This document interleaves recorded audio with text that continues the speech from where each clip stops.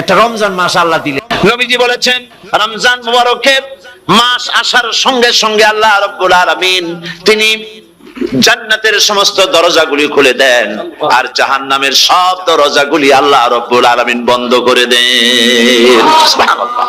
আর শয়তানকে শৃঙ্খল দিয়ে বেঁধে ফেলা হয়, শিকল দিয়ে শয়তানরা বাঁধা হয়ে যায়। এই হাদিসটা যখনই শোনাই বিভিন্ন জায়গায় লোকেরা বিভিন্ন জায়গায় প্রশ্ন করে, হুজুর কোন তো যে শয়তানরে বাঁধতে হয়, কিন্তু রমজান মাস তো লোকেরা মদ খায়, মিথ্যা কথা কয়, তাহলে শয়তান বাঁধা থাকবো কেমনে? আমি বলি দেখেন এর ব্যাখ্যা আছে। এর ব্যাখ্যা হলো এই, কোন কোন ঘড়ি আছে একবার চাবি দিলে 6 মাস চলে, আরেকবার চাবি দিলে 2 বছর চলে, আবার চাবি দিলে লাইফ চলে যায়, এরকমের ঘড়িও আছে। কোন কোন মানুষের শয়তানে এমন চাবি দিছে যে চাবিতে 6 মাস চলে, কোনটায় 10 মাস চলে, কোনটায় বছর চলে। রোজার মাসেও যারা গুনাহ করে শয়তানে এমন চাবি দিছে যে রোজার মাসেও বন্ধ হচ্ছে না। এরা শয়তানের খপ্পরে পড়ে গেছে। আল্লাহ এই চাবি থেকে মুসলমানদেরকে হেফাজত করুন, বলি আমিন। জোরে বলেন আমিন। শয়তান থেকে পানাহ কেউ দিতে পারে না, কোন গভর্নমেন্ট পারবে না। ব্রিটিশ গভর্নমেন্ট পারবে নাকি? American government? কেউ পারবে না। শয়তান থেকে পানাহ দিতে পারে কেবলমাত্র কে? ওই আল্লাহ রাব্বুল আলামিন আমাদেরকে শিখায় দিয়েছেন শয়তানের ওয়াসওয়াসা থেকে আমার কাছে পানাহ চাও। আউযু বিল্লাহি মিনাশ শাইতানির রাজিম। বিতাড়িত মরদুদ শয়তানের ওয়াসওয়াসা থেকে পানাহ চাই, আল্লাহর কাছে পানাহ চাও। আল্লাহ পাক বলেন আমি পানাহ দিতে পারি শয়তানের ওয়াসওয়াসা থেকে। শয়তান থেকে আশ্রয় একমাত্র সিকিউর নিরাপত্তা পেয়েছেন আল্লাহর পয়গম্বরেরা। সুবহানাল্লাহ। আম্বিয়া আলাইহিমুস সালাম তারা আল্লাহ কর্তৃক নিয়ন্ত্রিত, শয়তানের ক্ষমতা নাই পয়গম্বরদের কাছে যাওয়া। চতুর সীমানার ভেতরে শয়তান প্রবেশ করে কোন নবীকে ওয়াসওয়াসা দিতে পারবে না, বলি সুবহানাল্লাহ। এই জন্য শয়তান থেকে বেঁচে যাওয়া, শয়তানের ওয়াসওয়াসা থেকে বাঁচা খুবই কঠিন। সেই জন্য আল্লাহ পাক বলছে শয়তানকে বেঁধে রাখা হয়, জান্নাতের সমস্ত দরজা খোলা, জাহান্নামের সমস্ত দরজা বন্ধ হয়ে যায়। এই নিয়ামতের মাস আমাদের সামনে। প্রত্যেকটি যখন কোন ওয়ার্কশপ হয় তো ওয়ার্কশপের জন্য এক একটা কি বলে সিলেবাস থাকে। রমজান মুবারক একটা ওয়ার্কশপ। এই ওয়ার্কশপের মধ্যে একটা সিলেবাস আছে, সেই সিলেবাসের নাম হচ্ছে কোরআন। কোরআন কোরআন কোরআন নাজিলের মাসে আমরা কি কোরআন তেলাওয়াত করি? বলেন। রোজা হচ্ছে হাদিস শরীফের মধ্যে বলা হয়েছে আস-সাওমু জুন্নাহ, রোজা হচ্ছে ঢাল। রোজা কি কোন তো? ঢাল বোঝেন তো? ঢাল কি? প্রোটেক্টর। আপনি যাদের ময়দানে, যুদ্ধের ময়দানে নিরাপত্তার জন্য বাইরের থেকে আক্রমণকে ভিড়াবার জন্য কি ব্যবহার করেন? ঢাল ব্যবহার করেন। রোজা হচ্ছে ঢাল, শয়তানের সমস্ত আক্রমণ থেকে বাঁচার জন্য রোজা হচ্ছে ঢাল। রোজার দিনে কেউ যদি আপনার সাথে ঝগড়া করে তাহলে রাসূল বলেছেন তুমি বলো, তুমি ঝগড়ায় প্রবৃত্ত হবে না। তোমার সাথে যদি কেউ ঝগড়া করে তুমি বলবে ইন্নী সাইম, আমি রোজাদার। আমি তোমার মতো ঝগড়া করতে আমিও পারি, আমি তোমার মতো গালাগালি দিতে পারি, কিন্তু আমি দেব না, ঝগড়াও করব না, গালিও দেব না, মারামারিও করব না, কারণ আমি রোজাদার। সুবহানাল্লাহ। রোজা আপনাকে গুনাহ থেকে বাঁচায় দেবে। দেখেন রোজা কিভাবে গুনাহ থেকে বাঁচায়। মিথ্যেবাদী, মিথ্যেবাদী সারাক্ষণ মিথ্যে কথা বলে, কিন্তু রোজার মাস আসছে। এখন মিথ্যাবাদী যারা তাদের ঘনিষ্ঠ লোকদের কাছে শুনেছি যে তারা বলে যদি কোনো লোক দিনের বেলা আইসে যায় আর এমন কথা যে কথা বলতে গেলে মিথ্যা বলা ছাড়া উপায় নাই তার জন্য, সে তখন বলে ভাই তুমি তো অসময় আসছো, এখন আমি খুব ব্যস্ত, আই এম ভেরি বিজি, তুমি রাত্রে আসো। কথা বুঝতে পেরেছেন তো? রোজা হচ্ছে কি? রোজাটা কি বলে? ঢাল। কোন মেয়ে লোকের দিকে চোখ পড়লো, আহা আমি তো রোজাদার, চোখকে সাথে সাথে নিচে নামায় ফেললো। গানের আওয়াজ আসলো, আমি তো রোজাদার, সে গানটা শুনলো না। কাজী সমস্ত গুনাহ থেকে বাঁচার জন্য রোজা একটা বিরাট হাতিয়ার। সুবহানাল্লাহ। এই মাসে আল্লাহ রাব্বুল আলামিন এই মাসটা, এই রোজাটা কেন দিয়েছেন? লাআল্লাকুম তাত্তাকুন। ইয়া আইয়ুহাল্লাযীনা আমানু কুতিবা আলাইকুমুস সিয়ামু কামা কুতিবা আলাল্লাযীনা মিন ক্বাবলিকুম লাআল্লাকুম তাত্তাকুন। হে বিশ্বাসীরা, তোমরা যারা ঈমান এনেছো শোনো, আমি রোজাকে তোমাদের জন্য ফরজ করেছি যেমন করে ফরজ করেছিলাম তোমাদের পূর্বপুরুষদের উপরে। রোজা শুধু আমাদের উপরে ফরজ হয়েছে তা না, আমাদের আগে যারা যেসব নবীরা আসছিলেন তাদের উপর রোজা কি ছিল? ফরজ ছিল। সুতরাং এই রোজা তোমাদের উপরে ফরজ, এই জন্য লাআল্লাকুম তাত্তাকুন, যাতে করে তোমরা কি হতে পারো? পরেজগার হতে পারো। কি হতে পারো? পরেজগার, মুত্তাকি হতে পারো, আল্লাহকে ভয় করতে পারো। একমাত্র আল্লাহর ভয় মানুষকে ভালো বানাতে পারে। একটা মানুষ জান্নাতে যাওয়ার জন্য, জাহান্নাম থেকে বাঁচার জন্য একটা জিনিস, কয়টা জিনিস বলেন? একটি একটি জিনিস যদি ভেতরে থাকে তাহলে সমস্ত গুনাহ থেকে বাঁচতে পারে, আর একটি জিনিস যদি না থাকে তাহলে এমন কোন কাজ নাই পৃথিবীতে যা সে করতে পারে না। সেই কাজটার নাম কি? তাকওয়া। সবাই বলেন কাজটার নাম কি? তাকওয়া। যদি ভেতরে আল্লাহ পাকের ভয় থাকে, রব্বুল আলামিন আমাকে দেখছেন, তিনি আমাকে শুনতেছেন, এই ভয় যদি অন্তঃকরণের ভিতরে থাকে তাহলে এই লোকটি কোনো গুনাহের কাজ করতে পারবে না, মিথ্যা বলতে পারবে না, ওজনে কম দিতে পারবে না, খাদ্যে ভেজাল দিতে পারবে না, শয়তানি বদমাশি করতে পারবে না। আর যদি এই জিনিসটির অভাব থাকে, যদি তাকওয়া না থাকে, তাহলে সমস্ত অন্যায় কাজ সে করতে পারবে। এই জন্য আল্লাহ রাব্বুল আলামিন বলেন, রোজা এই জন্য দান করেছে যাতে করে, রোজার মাস এই জন্য দিলাম, লাআল্লাকুম তাত্তাকুন, তোমাদের ভিতরে তাকওয়ার সৃষ্টি হয়। এই ওয়াজ আমি আপনাদের সামনে অনেকবার করেছি। হযরত ওমর রাদিয়াল্লাহু তাআলা আনহু রাতের বেলায় ঘুরতে ঘুরতে দেখেন এক বাড়িতে আলো জ্বলছে, শেষ রাত। এই রাত্রে বাড়িতে আলো জ্বলে কেন? ভাবলেন কোন অসুখ বিসুখ হলো নাকি। তো উনি কাছে গেছেন, গিয়ে কান পেতে শুনতেছেন। বাড়ির মালিক বুড়ি তার যুবতী মেয়েকে ডেকে বলছে, মা ওঠো, তাড়াতাড়ি ওঠো। কেন? কয় যে সকাল তো হয়ে গেল, দুধ দই এনেছি, আমি দুধ এনে রাখছি, এখন তুমি পরিমাণ মতো সবটা পাত্রে পানি দিয়ে ভরে দাও, তাহলে ওজন বেশি হবে আর আমরা ভালো লাভ করতে পারবো। মেয়ে বলছে, মা তুমি বলো কি, এটা আমার দ্বারা সম্ভব না। কেন সম্ভব নয়? হযরত ওমর এক ফরমান জারি করেছেন, তিনি বলেছেন তিনি পানিতে, দুধের মধ্যে পানি মিশাতে নিষেধ করেছেন। তাছাড়া রাসূল করিম সাল্লাল্লাহু আলাইহি ওয়াসাল্লাম খাদ্যদ্রব্যে ভেজাল দিতে নিষেধ করেছেন। কাজী হযরত ওমরের এই নির্দেশকে আমি অমান্য করতে পারবো না। মা বলছে, দেখো ওমর এখন তো ঘুমাইতেছে, এত রাত্রে তিনি কি এখানে আসছেন নাকি আমাদের এই কারবার দেখতে? তুমি পানি মিশাও ইচ্ছে মতো। মেয়ে বলছে, মা হযরত ওমর ঘুমাতে পারেন, তার পুলিশেরা, তার গোয়েন্দা বিভাগের লোকেরা ঘুমাতে পারেন, হযরত ওমরের চোখকে ফাঁকি দেওয়া যাবে, হযরত ওমরের পুলিশকে ফাঁকি দেওয়া যেতে পারে, কিন্তু আল্লাহ রাব্বুল আলামিনের চোখকে ফাঁকি দেওয়া যাবে না।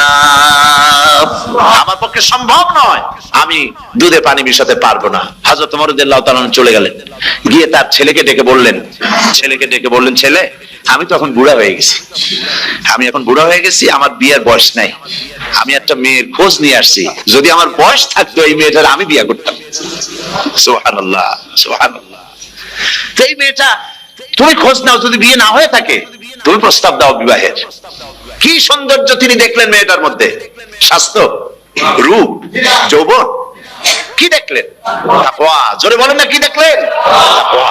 এই তাকওয়া তিনি দেখলেন। এই তাকওয়ার উপরে ভিত্তি করে আমিরুল মুমিনিন, অর্থাৎ পৃথিবীর প্রেসিডেন্ট, খলিফাতুল মুসলিমিন, আমিরুল মুমিনিন হযরত ওমর তার ছেলের জন্য পুত্রবধূ করে তাকে ঘরে নিয়ে আসলেন। সুবহানাল্লাহ। ফায়দা কি হলো? ফায়দা এই হলো, এই মেয়ের গর্ভে যে মেয়ে হলো, সেই মেয়ের গর্ভে ফারুকে সানি, হযরত ওমর ইবনে আব্দুল আজিজ রাহমাতুল্লাহ আলাইহির মতো ফারুকে সানি আল্লাহ দান করে দিলেন। সুবহানাল্লাহ বিহামদি। এটার নাম হচ্ছে তাকওয়া। এই তাকওয়ার ব্যাপারে হযরত ওমর রাদিয়াল্লাহু তাআলা আনহু, তিনি হযরত কাব বিন উবাই রাদিয়াল্লাহু তাআলা আনহুকে জিজ্ঞেস করেছিলেন যে তাকওয়ার একটা ব্যাখ্যা আপনি কি আমাকে বলতে পারেন, তাকওয়ার ব্যাখ্যাটা কি? তিনি বলেন, হ্যাঁ পারি। কি ব্যাখ্যা? তিনি বলেন যে দেখুন, তাকওয়ার ব্যাখ্যা হচ্ছে এই যে সংকীর্ণ একটি রাস্তা, সরু ন্যারো একটা রোড, এই ন্যারো রোডের দুই দিকে আছে কাঁটাযুক্ত লতা পাতা, এই কাঁটাযুক্ত লতা পাতার মধ্য দিয়ে এই সরু রাস্তা দিয়ে আপনি যখন যাবেন তো কিভাবে যাবেন? হযরত ওমর বললেন, আমার জামা কাপড় এইভাবে খুব আটোসাটো করে আমরা যাব, যাতে করে গায়ের চামড়াও না ছেড়ে আমার জামাও যাতে না ছিঁড়ে যায়। হযরত কাব বিন উবাই রাদিয়াল্লাহু তাআলা আনহু বলছেন, এটার নামই হচ্ছে তাকওয়া। এটার নাম কি? তাকওয়া। এটার নাম হচ্ছে তাকওয়া। দুনিয়ার অসংখ্য পাপের ভেতর থেকে আপনি চলে যাবেন, পাপ যেন আপনাকে স্পর্শ করতে না পারে। এটার নাম তাকওয়া। বাইন মাছ নিশ্চয়ই খেয়েছেন আপনারা, না লন্ডনে পাওয়া যায় না? পাওয়া যায়। এই বাইন মাছ যারা খেয়েছেন আপনারা, আমি জানি না আপনারা জানেন কিনা, বাইন মাছ কোথায় থাকে? পানিতে থাকে না কাদায় থাকে? মাশাআল্লাহ, বাইন মাছ থাকে কাদার মধ্যে। কিন্তু এই বাইন মাছ যারা ধরেছে তাদের মুখে শুনেছি আমি যে বাইন মাছ থাকে কাদায়, ওকে যখন ধরে টেনে বের করা হয় কাদার মধ্যে থেকে, এক ফোঁটা কাদা ওর গায়ে নাই। এই কলুষিত সমাজ, পাপে ভরপুর। গ্রেট ব্রিটেন, আমেরিকা, পাশ্চাত্য, আমাদের দেশ, সর্বত্র পাপ আর পাপ। এই পাপের মধ্যে বাইনা শুধু খাইয়েন না, ওর কাছ থেকে শিক্ষাও গ্রহণ করেন। ও যেমন কাদার মধ্যে থাকে, কাদা ওর গায়ে লাগে না, আপনিও এই সমাজের মধ্যে আপনি আপনার কাজ চালিয়ে যান, পাপ যেন আপনাকে স্পর্শ না করে। আল্লাহ যেন পাপের থেকে আমাদের বাঁচান। আমরা বলি আমিন, সবাই বলেন আমিন। এটার নাম হচ্ছে তাকওয়া। আর তাকওয়া লম্বা জামায় তাকওয়া হয় না, লম্বা দাড়িতে তাকওয়া হয় না, পাগড়ি একটা বানলেই তাকওয়া হয় না। রাসূলুল্লাহ সাল্লাল্লাহু আলাইহি ওয়াসাল্লাম বলেছেন তাকওয়া হা হুনা, হা হুনা, হা হুনা, তিনবার বলেছেন, বুকের দিকে দেখায় বলেছেন তাকওয়া হা হুনা। তাকওয়া হচ্ছে এখানে। এর অর্থ এই নয় যে আমি দাড়িকে আমি ছোট করে দেখছি, জামাকে ছোট করে দেখছি, তা নয়। কিন্তু বলছি যে তাকওয়াটা হচ্ছে অন্তরের ভেতরে। এই অন্তরের ভেতর থেকেই এটার বহির প্রকাশ হতে হবে। আপনার কথায়, আপনার বলায়, আপনার ওঠায়, আপনার বসায়, আপনার চালচলনে, আপনার বিয়ে শাদীতে, আপনার ব্যবসা বাণিজ্যের সর্বত্র তাকওয়ার ছাপ প্রদর্শিত হতে হবে। তাহলেই আমার মধ্যে তাকওয়া এসেছে বলে প্রমাণ হবে। আর এটাই আল্লাহ পাক চান, রমজান মুবারকে তোমাদের মধ্যে তাকওয়া সৃষ্টি হোক। রোজা সম্পর্কে এই কথাগুলি আমি বলে নিলাম। প্রথম 10 দিন শুধু রহমত নাজিল হবে, দ্বিতীয় 10 দিনে আল্লাহ পাক শুধু মাফ করতে থাকবেন, আর তৃতীয় 10 দিনে আল্লাহ পাক জাহান্নাম থেকে মুক্ত করে দিবেন। সুবহানাল্লাহ। রমজানে মক্কা শরীফে, মদিনা শরীফে ছোট্ট একটা বাচ্চাও ঘুমায় না। অন্তত 5-7 বছর, 8-10 বছর বয়স হয়ে গেছে এরকম বাচ্চা সারা রাত্রে 1 সেকেন্ডের মধ্যে ঘুমায় না। সমস্ত লোক জাগে, ফজরের নামাজ পড়তে গিয়ে ঘুমায়, সব সমানে 2 হাতে নেকি কামাই করে। নেকি কামাইয়ের মৌসুমে বাহার। রমজান হচ্ছে নেকি কামাইয়ের বসন্তকাল। আপনারা যেন খবরদার মিস করবেন না, মিস করবেন না খবরদার। এই মাসটা পুরোপুরি কাজে লাগাবার জন্য মায়েরা, আমার মায়েরা, বোনেরা, মেহেরবানি করে এই মাসটা কাজে লাগাবেন। গীবত গাইবেন না, রাগারাগি করবেন না, ঝগড়াঝাড়ি করবেন না, মিথ্যা কথা বলবেন না, তেলাওয়াত, জিকির, আজগার। আর পুরুষেরাও এই জিকির আজগারের মধ্যে, মানুষকে ভালো কাজের আদেশ করার মধ্যে যা আজকে আল্লাহ আমার দিয়ে বলাইলেন, এই কাজগুলি আমি এবং আপনারা সবাই যেন আমল করতে পারি। আল্লাহ তৌফিক দান করুন। যে ব্যক্তি তওবা করে আল্লাহর পথে চলে, নেক আমল করে, পেছনের জীবনের দোষ ত্রুটি যা করেছেন সবগুলির বদলে আল্লাহ রব্বুল আলামিন নেকি লিখে দিবেন। জোরে বলেন সুবহানাল্লাহ। তার মানে হচ্ছে জীবনে যত অপরাধ করেছিল, তওবা করে যখন ভালো কাজ করবে, আর পেছনের কথাগুলি যখন মনে করবে গভীর রাত্রে, আল্লাহ আমি এই ধরনের পাপ করেছিলাম, চুরি করেছি, ডাকাতি করেছি, জেনা করেছি, মদ খেয়েছি, মিথ্যা কথা বলেছি, এই সব কথা বলে যত অনুশোচনা করবে আর অনুতপ্ত হবে, চোখ দিয়া যত পানি পড়বে, নতুন নতুন করে তার আমল নামে আল্লাহ নেকি লিখতে থাকবেন। জোরে বলেন সুবহানাল্লাহ। রব্বুল আলামিন তার বান্দাকে এত ভালোবাসেন, একজন সাহাবী কতগুলি পাখির বাচ্চা নিয়ে রাসূলের কাছে হাজির হয়েছেন। আল্লাহর নবী বলেন, এই পাখির বাচ্চাগুলি আনলা কেন? সাহাবী বলেন, হুজুর এই পাখির বাসাটা ভেঙে গিয়েছিল, বাচ্চাগুলি যখন ধরলাম ওর মা আমার মাথার উপরে ঠোকরাতে লাগলো, সে নিজের জীবনের মায়াকে উপেক্ষা করে বাচ্চাগুলিকে হেফাজত করার জন্য আমার উপরে ঝাঁপিয়ে পড়লো। আমি নিয়ে এসেছি এখানে, এই দেখুন ঘরের মধ্যে ঢুকেছে, এখানে ওই পাখিটা এসেছে। আমি রাসূলকে দেখাতে এলাম প্রাণী জগতে মায়ের সন্তানের প্রতি কত মায়া, সেটা দেখাতে এলাম। আল্লাহর নবী বলেন, ও সাহাবী, প্রাণী জগতে সন্তানের প্রতি মায়ের কতটুকু মহব্বত তুমি তাই আমাকে দেখাতে এসেছো। শোনো, এই প্রাণী জগতে সন্তানের প্রতি মায়ের যত মহব্বত, তার চাইতে লক্ষ কোটি গুণে বেশি মহব্বত বান্দার প্রতি আল্লাহ রব্বুল আলামিনের। মহব্বতকে, করুণাকে, রহমতকে, ভালোবাসাকে 100 ভাগ করা হয়েছে।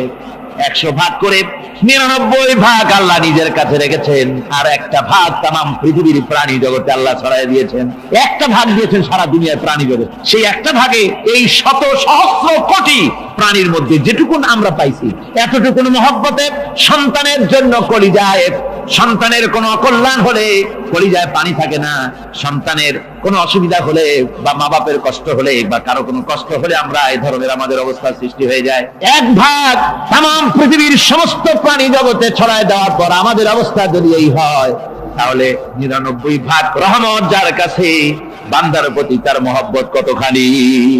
আমার বন্ধুগণ, রাসূল পাক সাল্লাল্লাহু আলাইহি ওয়াসাল্লাম বলেছেন, ও সাহাবীরা, একজন লোক উটের পৃষ্ঠে যাচ্ছিল কোথাও, উটের পৃষ্ঠে তার খাবার আছে, পানিও আছে, যেতে যেতে মরুদ্যানের মধ্যে সে বিশ্রাম করলো। ঘুমের থেকে জেগে দেখে উট নাই, খাবার নাই, পানিও নাই। বড় লোকটা কেমন পেরেশান হয়। সাহাবীরা বলেন, হুজুর উট হচ্ছে মরুভূমির জাহাজ, উট হারায় গেছে, টাকা পয়সা যা ছিল, খাদ্য খাবার ছিল, সব চলে গেছে, এর থেকে পেরেশানি তো আর কিছুই হয় না। হুজুর বলেন, লোকটা খানিকক্ষণ চিন্তা ভাবনা করতে করতে কিছুক্ষণ পর দেখলো উট ফিরে এসেছে, সমস্ত টাকা তার ওই খাদ্য আর পানিও নিয়ে হাজির হয়ে গেছে। বলো কেমন খুশি হয়? হুজুর, হযরত সাহাবীরা বলেন, হুজুর এর থেকে খুশি আর কি হতে পারে? লোকটার দিল তো ভরে যাবে। আল্লাহর নবী বলেন, ওগো সাহাবীরা, কোন বান্দা যদি আল্লাহর থেকে নাফরমান হয়ে যায়, নামাজ ছেড়ে দেয়, জিনা ব্যভিচার বদমাশি নাফরমানিতে যদি যখন লিপ্ত হয়ে যায়, উঠারা ব্যক্তি উট পাওয়ার জন্য যেমন পেরেশানি বোধ করে, আল্লাহ রাব্বুল আলামিন তার ওই নাফরমান বান্দার জন্য আল্লাহ রাব্বুল আলামিন ফিরে আসার জন্য আল্লাহ রাব্বুল আলামিন চান। বান্দা যখন নাফরমান বান্দা নিজের গুনাহ বুঝতে পেরে যখন সেজদায় পড়ে গিয়া কান্দে, রব্বুল আলামিন আমার গুনাহ মাফ করে দাও, এইভাবে যখন কাঁদতে থাকে, রব্বুল আলামিন আল্লাহর হাবিব বলেন, উঠা ব্যক্তি উঠ পেরে পড়ে, ওই ব্যক্তি যত খুশি হন। কোন নাফরমান বান্দা যখন সেজদায় পড়ে যায়, আল্লাহ রাব্বুল আলামিন এর চাইতে লক্ষ কোটি গুণে বেশি খুশি হয়ে যান। আল্লাহ পাক হচ্ছেন রহমান রহিম, গাফুরুর রহিম। পৃথিবীতে এমন কে আছে আপনি আমাকে বলেন, এমন কে আছে অপরাধ করবে না আর সে বলবে আয় তোরে মাফ করে দেই? বলেন এরকম আছে নাকি? কেউ বলেন আছে? এমন কি বাপ মা ছেলে অন্যায় করেছে, বাপ মার দিল চায় ছেলেটা যদি মাফ চাইতো বড্ড ভালো হতো, ওর সাথে প্রাণ ধরে কথা বলতাম, বুকের সাথে জড়িয়ে নিতাম, কিন্তু মুখ খুলে বলে না যে অপরাধ করেছিস মাফ চাইয়া যা, এরকম বলে। মাও বলে না, বাপেও বলে না, কিন্তু একমাত্র মহান সত্য রব্বুল আলামিন বান্দা যখন গুনাহ করে আল্লাহ ডাকে, বান্দারে গুনাহ করেছিস ফিরে আয়, আমি তোরে মাফ করে দেব। গুনাহ করেছিস ফিরে আয়, জিনা করেছিস ফিরে আয়, মদ খেয়েছিস ফিরে আয়, মানুষ হত্যা করেছিস ফিরে আয়, কুফরি করেছিস ফিরে আয়, আগুন পূজা করেছিস ফিরে আয়, মাটি পূজা করেছিস, সূর্য পূজা করেছিস, যা করেছিস না কেন ফিরে আয়, আমাকে ডাক দে, আমি তোর জিন্দেগির গুনাহ আমি আল্লাহ মাফ করে দেব। এই জন্য আল্লাহ রাব্বুল আলামিনকে যখন কোন বান্দা একবার ডাকে, দিল থেকে কলিজা থেকে একটা ডাক যদি দেয় আল্লাহ, হাজার ডাকের তুলনায় একটা ডাক আল্লাহ, কলিজা থেকে ডাক। এই ডাকটা কোথা থেকে? কলিজা থেকে। দিল সে जुबात निकलती है, असर रखती है, पर नहीं मगर ताकते परवास रखती है। অন্তর থেকে যে কথা বেরোয় তা প্রভাব বিস্তার করে। কলিজা থেকে যদি কেউ ডাক দেয় আল্লাহ, কলিজার একটা ডাক আলাদা না? বলেন আলাদা কিনা? কলিজা থেকে ডাক, বলেন না সবাই আল্লাহ। কলিজা থেকে একটা ডাক যদি কেউ ভাবে আল্লাহকে ডাক দেয় আল্লাহ, আল্লাহ রাব্বুল আলামিন বান্দা যখন একবার ডাক দেয়, আল্লাহ তখন 70 বার লাব্বাইক বলেন, 70 বার সাড়া দিয়া বলে, বান্দা কি চাও? আমি তোর কাছে হাজির। কি চাস বল, আমি মাফ করে দেব। সুতরাং আল্লাহ রাব্বুল আলামিন বলছেন, আমার কাছে ক্ষমা চাও, মাফ চাও, আমার কাছে মাফ চাও, যত মাফ চাইবে আমি মাফ করে দেব। পৃথিবীতে এমন কেউ নাই যার কাছে বেশি চাইলে তিনি খুশি হবেন। আল্লাহ রাব্বুল আলামিন এমন এক সত্তা যার কাছে যত বেশি চাওয়া যাবে তিনি তত বেশি খুশি হবেন। হর হমেশা দেনে কো वो तैयार है, जो न मांगे उससे वो बेजार है। যত বেশি চাওয়া যায় আল্লাহর কাছে আল্লাহ তত খুশি হন, আর যে ব্যক্তি চায় না আল্লাহর কাছে আল্লাহ তার উপরে বেজার হয়ে যান। ওয়ামান তাবা ওয়া আমিলা সালিহান ফাইন্নাহু ইয়াতুবু ইলাল্লাহি মাতাবা। আর যারা তওবা করে, নেক আমল করে, তার আল্লাহর দিকে ফিরে আসে, যেমন কি তার আশা উচিত তেমন ভাবে সে আল্লাহর কাছে ফিরে আসে, তার মানে হলো তওবা মাফ, তওবা কবুল করার জন্য, গুনাহ মাফ করার জন্য পৃথিবীতে কেউ নাই। আছে কেউ? গুনাহ কি কেউ মাফ করতে পারে? দুনিয়ায় কেউ পারে? আকাশে কেউ পারে? আল্লাহ ছাড়া কেউ গুনাহ মাফ করতে পারে?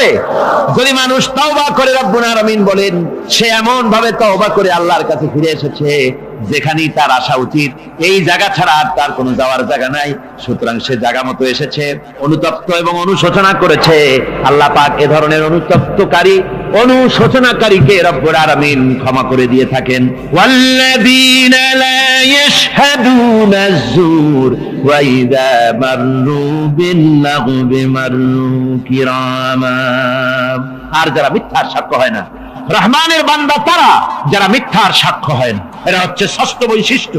আর তারা কোনো অনর্থক, কোনো নিরর্থক কোনো কাজ যদি দেখে, ঘটনা দেখে, সেখান থেকে তারা শরীফ মানুষের মতো, একেবারে নিতান্ত ভদ্র মানুষের মতো সেখান থেকে কেটে পড়ে। গান বাজনা হচ্ছে, নাটক হচ্ছে, অশ্লীলতা হচ্ছে, গালাগালি হচ্ছে, অনর্থক কোনো কাজ হচ্ছে, নিরর্থক কোনো অনুষ্ঠান কিছু একটা হচ্ছে, ওখান থেকে একটা ভদ্রলোকের মতো, যেমন কোন দুর্গন্ধময় জায়গা থেকে মানুষ যখন যায় নাকে রুমাল দিয়ে আস্তে করে সেখান থেকে পাশ কেটে চলে যায়, ঠিক কিনা? ঠিক ওইভাবে করে আল্লাহ পাক বলছেন আমার মুমিন বান্দারা এই ধরনের কোনো অনর্থক নিরর্থক যে কাজের মধ্যে কোনো পরকাল নাই, আল্লাহ নাই, দুনিয়ার মানুষের স্বার্থ নাই, দেশের স্বার্থ নাই, রাষ্ট্রের স্বার্থ নাই, জনগণের স্বার্থ নাই, এই ধরনের সমস্ত গাল গপ্প নাটক উপহাস, এই ধরনের মজা, এই ধরনের অনুষ্ঠান যখন দেখে আমার মোমেন বান্দারা সেখানে দাঁড়ায় না।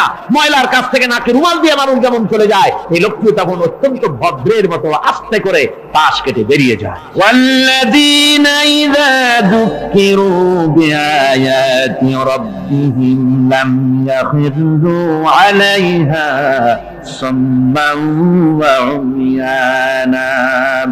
আর আমার বান্দাদের 7 নম্বরের রহমানের বান্দা, খাঁটি বান্দা যারা, তাদের 7 নম্বরের বৈশিষ্ট্য হচ্ছে এই যে ওই সমস্ত বান্দারা তাদের কাছে যখন আমার আয়াতকে শোনানো হয়, আমার কোরআন তেলাওয়াত করে আমার আয়াত করে যখন নসিহত শোনানো হয়, তখন তারা বোবার মতো বদিরের মতো বসে থাকে না। তারা বুঝতে পেরেছেন? রহমানের খাঁটি বান্দা যারা, তাদের কাছে কোরআনের কথা ওয়াজ করে যখন শোনানো হয়, আল্লাহর কালাম যখন শোনানো হয়, আয়াত পড়ে পড়ে যখন নসিহত শোনানো হয়, লাম ইয়াখিরু আলাইহা সুম্মান ওয়া উমিয়ানা, তখন ওই ব্যক্তি অন্ধ এবং বধিরের মতো চুপ করে বসে থাকে না, বরং আমল করা শুরু করে দেয়। জোরে বলেন সুবহানাল্লাহ।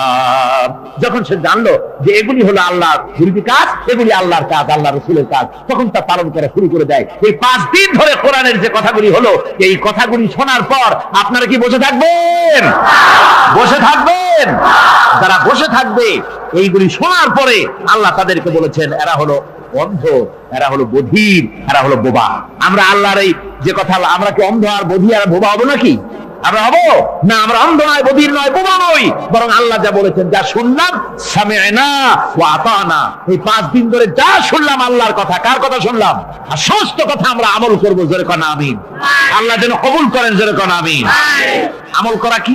বসে না থাকা কি? বসে না থাকা হচ্ছে যা শুনলাম, আল্লাহর যা ফরজ, যা হুকুম, তা মানবো। আল্লাহ যা নিষেধ করেছেন তার থেকে ফিরে থাকবো, এটাই হলো কাজ। এরপরে রব্বুল আলামিন বলেন, والذين يقولون ربنا هب لنا من أزواجنا وذرياتنا قرة أعين واجعلنا للمتقين إماما। রহমানের বান্দা 8ম নম্বর এবং শেষ নাম্বার হচ্ছে এটা বৈশিষ্ট্য এই যে তারা রহমানের যারা খাঁটি বান্দা, আল্লাহর যারা খাঁটি বান্দা, তারা রব্বুল আলামিনের কাছে মুনাজাত করে, আমার রব, আয় আমার আল্লাহ, হাবলানা মিন আজওয়াজিনা ওয়া যুররিয়াতিনা, আমাদের এবং আমাদের স্ত্রীদের আর আমাদের সন্তানদেরকে তুমি দয়া করে আমাদের চক্ষুর শীতলতা বানায় দাও। জোরে বলেন আমিন। ওয়াজআলনা লিল মুত্তাকিনা ইমামা, আর আমার এই সন্তানদেরকে তুমি মুত্তাকিদের ইমাম বানায় দাও। শুধু মুত্তাকি বানায়ো না, মুত্তাকিদের নেতা বানায় দাও। জোরে বলেন সুবহানাল্লাহ। এই কথা, এই সূরাটা, এইটা তখনকার কথা যখন এই মুমিনদের মক্কি সূরা, তো এটা যখন মক্কা শরীফে দেখা গেল যে মুসলমানেরা, যিনি ইসলাম কবুল করেছেন তার বাপ কাফের, যিনি ইসলাম কবুল করেছেন কারো বাপ কাফের, কারো মা কাফের, কারো সন্তান কাফের, কারো মেয়ে কাফের, কারো জামাই কাফের, সব প্রিয়জনেরা কুফরি হালতে আছে। আর এগুলি দেখে তাদের চক্ষুর মধ্যে কাটা বিঁধতেছিল, চক্ষু জর্জরিত হয়ে যাচ্ছিল। নিজের সন্তানের চেহারা যত ভালো হোক, সন্তান যতই শিক্ষা দীক্ষা থেকে যতই উন্নত আর ভালো হোক না কেন, সে যদি জাহান্নামের দিকে অগ্রসর হতে থাকে, কোন নেককার ইমানদার পিতার মনে তার সান্ত্বনার কারণ হতে পারে না। সে তখন আল্লাহর দরবারে, আল্লাহ পাক বলেন ওই মুমিন বান্দারা আমার কাছে দোয়া করে যে রব্বুল আলামিন আমার সন্তানদেরকে, আমার স্ত্রীদেরকে আমার চোখের শীতলতা বানাও, তাদের আমল আখলাক কেমন বানাও, যাতে আমাদের চক্ষু ঠান্ডা হয়ে যায়। জোরে বলেন আমিন। জোরে বলেন আমিন। সন্তানদের জন্য আল্লাহর কাছে দোয়া করতে হবে। আপনারা দেখেন, চোখের সামনে দেখতে পাচ্ছেন সন্তান সিনেমায় যাচ্ছে, সন্তান নামাজ পড়ে না, সন্তান রোজা রাখে না, সন্তান মানুষের তৈরি করা মতাদর্শের পেছনে স্লোগান দিচ্ছে, দৌড়াচ্ছে, আর আপনি পিতা হয়ে তাকে ঠেকাচ্ছেন না। ওই ছেলে তো জাহান্নামে যাচ্ছে, আপনার দরদ হওয়া উচিত, ওই ছেলেকে ফিরানো দরকার, আর আল্লাহর কাছে দোয়া করা দরকার। আমার বন্ধুগণ, দোয়া আল্লাহ নিজেই শিখাই দিচ্ছেন, দোয়া করো। পড়েন আমার সাথে, রব্বানা হাব লানা মিন আজওয়াজিনা ওয়া যুররিয়াতিনা কুররাতা আয়ুন ওয়াজআলনা লিল মুত্তাকিনা ইমামা। أولئك يجزون الغرفة بما صبروا ويلقون فيها تحية وسلاما আল্লাহ পাক বলেন এই সব লোকদের জন্য তারা যে সবর করেছিল সেই সবরের কারণে আমি তাদের উত্তম জাযা দান করব। আর তাদের জন্য ফেরেশতারা চতুর্দিক থেকে ফেরেশতারা তাদের জন্য সম্বোধন করবে, তাদেরকে সম্বর্ধনা দিবে, ফেরেশতারা তাদের সম্বর্ধনা দিবে। ওয়াল মালাইকাতু ইয়াদখুলুনা আলাইহিম মিন কুল্লি বাবিন সালামুন আলাইকুম বিমা সাবারতুম ফানি'মা উকবাদ-দার। চতুর্দিক থেকে ফেরেশতারা আসতে থাকবে আর তারা সালাম দিতে থাকবে, তাদেরকে সম্বর্ধনা দেবে বেহেশতীদেরকে, আর বলবে তোমাদের জন্য এই পরকালের এই ঘরটাই জায়গাটা কতই না উত্তম করে আল্লাহ তৈরি করে রেখেছেন। বলেন সুবহানাল্লাহ। সালামুন আলাইকুম। আল্লাহ বলছেন উলাইকা ইউজসাউনাল গুরফাতা বিমা সাবারু। তোমরা যে সবর এখতিয়ার করেছিলে সেজন্য আজকে তোমাদের জন্য আমি এই বিরাট নিয়ামত তোমাদের জন্য রেখেছি। দিনকে চালু করতে গেলে, ইসলামী আন্দোলন করতে গেলে বিপদ আসে, আর সেই বিপদে সবর এখতিয়ার করতে হয়। কত ভয় আসে, লোভ আসে, কত কিছু আসে। এগুলিকে উপেক্ষা করে যারা ইসলামী আন্দোলনের জন্য নফসের খায়েশকে আরামকে হারাম করে দিয়ে আন্দোলনে যারা ঝাঁপিয়ে পড়তে পারে তাদের জন্য আল্লাহ পাক এই সমস্ত নিয়ামত রেখে দিয়েছে। কুল মা ইয়াবাউ বিকুম রাব্বি লাউলা দুআউকুম ফাকাদ কাযাবতুম ফাসাউফা ইয়াকুনু লিজামা। ও নবী, আপনি এদেরকে বলেন, আপনি এই লোকগুলিকে বলেন যে তোমাদের ব্যাপারে আল্লাহর কি প্রয়োজন পড়েছে যদি তোমরা আল্লাহকে নাই ডাকো, আল্লাহর কাছে যদি দোয়া না করো, যদি হাত না পাতো, আল্লাহ কি যদি না ডাকো, তাহলে তোমাদের যদি আল্লাহর দরকার ফাকাদ কাযাবতুম, তোমরা তো অস্বীকার করে চলছো। ফাসাউফা ইয়াকুনু লিজামা, খুব তাড়াতাড়ি করে তোমরা বুঝতে পারবে, এমন অবস্থা, এমন আযাব আসবে যে তখন তোমাদের প্রাণ বাঁচানোই দায় হয়ে পড়বে। আমার বন্ধুগণ, একটা মানুষের সাথে মানুষের সৃষ্টি আর পাথরও সৃষ্টি, পাথরও একটা মাখলুক, মানুষও মাখলুক। পাথরের সাথে মানুষের পার্থক্য কোথায়? পাথর আল্লাহর দরবারে হাত তুলতে পারে না, আল্লাহকে ডাকতে পারে না, মোনাজাত করতে পারে না। মানুষ ডাকতে পারে, হাত তুলতে পারে, তার হাত দেওয়া আছে।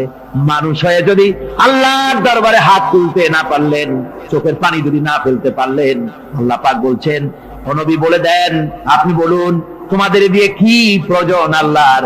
লাউলা দুআউকুম, তোমরা যদি সেই আল্লাহকে যদি না ডাকো, যদি তার কাছে হাত না তোলো, তাহলে তোমাদের দিয়ে আল্লাহর দরকারটা কি? তোমাদেরকে রব্বুল আলামিন তৃণখণ্ডের মতো উড়িয়ে দিবেন, কোন মর্যাদা থাকবে না আল্লাহর কাছে। সুতরাং মর্যাদা পেতে হলে আল্লাহকে ডাকতে হবে, আল্লাহর কাছে চাইতে হবে।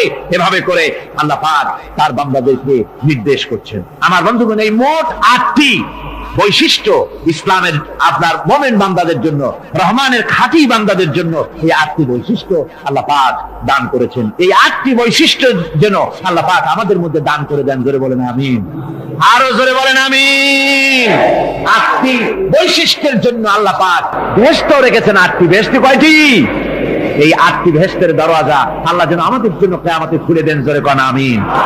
আমার ভাইরা, আল্লাহ রাব্বুল আলামিন এই কোরআন যে নাযিল করেছিলেন, এই কোরআন দিয়ে এই ধরনের নৈতিক গুণে গুণান্বিত একটা জনসমষ্টি তৈরি করেছিলেন আল্লাহর হাবিব জনাব মুহাম্মদ রাসূলুল্লাহ সাল্লাল্লাহু আলাইহি ওয়াসাল্লাম। আর সেই জনসমষ্টি দিয়ে রাসূল পাক সাল্লাল্লাহু আলাইহি ওয়াসাল্লাম একটি ইসলামী কল্যাণমূলক রাষ্ট্র তৈরি করেছিলেন। রাসূলুল্লাহ কি করেছিলেন? একটা রাষ্ট্র। এই যা বললাম, এই 5 দিন ধরে যা বললাম, এই সব গুণাবলী দিয়ে, এই সব বৈশিষ্ট্য দিয়ে রাসূলুল্লাহ একটা জনগোষ্ঠী তৈরি করেছিলেন।